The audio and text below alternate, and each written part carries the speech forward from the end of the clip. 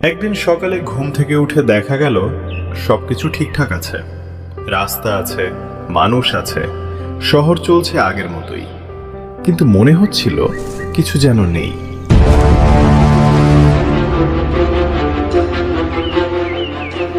মানুষ তখনও বুঝতে পারেনি তারা ইতিমধ্যেই সবকিছু হারিয়ে ফেলেছে। যখন তারা বুঝল তখন অনেক দেরি হয়ে গেছে।